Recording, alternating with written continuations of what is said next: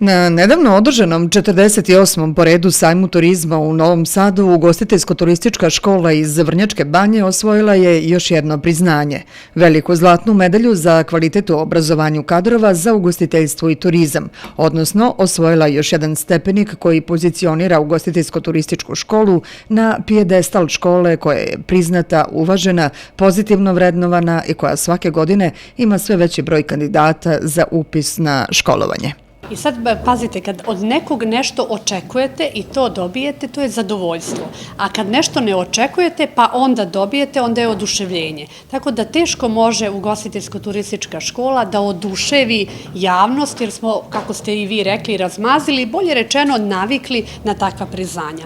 Tako i ove godine na sajmu, u okviru sajma turizma, koji je održan po 48. put u Novom Sadu, prethodile su, da kažem, neke pripremne radnje. Eminentni profesori sa univerziteta u Novom Sadu i Beogradu su obišli, da kažem, sva značajna mesta. A kad kažem značajna mesta, mislim na ugostiteljske objekte širom Srbije, zatim hotele i obrazovne institucije koje edukuju, dakle, profile za oblast turizma i ugostiteljstva. I naravno, bilo je preko 100 nagrađenih, ali ono što je raritet i što je posebno važno za našu školu je to što smo mi jedina obrazovna institucija koja je dobila veliku zlatnu medalju, odnosno kako to baš doslovce glasi, diploma sa velikom zlatnom medaljom za kvalitet u obrazovanju kadrova za ugostiteljstvo i turizam. Pojaviti se u takvom zdanju, dakle najpre Novosadskog sajma, je zaista bila privilegija. A onda kad doznate da ste jedina obrazovna ustanova, a tu računamo sve srednje škole i fakultete i visoke škole, onda je privilegija više. Tročlani žiri sastavljen od profesora Prirodno-matematičkog fakulteta Departmana za hotelijerstvo i turizam u Novom Sadu, odnosno profesora Fakulteta za turizmologiju i predstavnika sajma, ocenjivali su kvalitet objekata i usluga, a prve reakcije potvrdile da je medalja došla u prave ruke. Naravno, sa oduševljenjem, ali kažem ne nekim velikim jer se to očekivalo, tako da smo opšte poznati u cijeloj Srbiji po tim medaljama.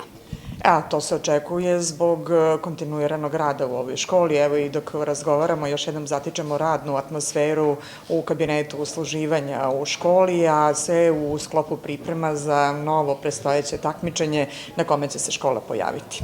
Retko kada ćete doći u školu, a da se nešto ne dešava. Evo danas, znači došli ste sa namerom da prezentujete ovu našu veliku zlatnu medalju, a u stvari u pozadini vidite da se naši učenici spremaju za još jedno međunarodno takmičenje. Ovog puta su to samo konobari i ugostiteljski tehničari, jer je takmičenje u postavljanju svečanog, odnosno banket stola i za 4 ili 6 osoba.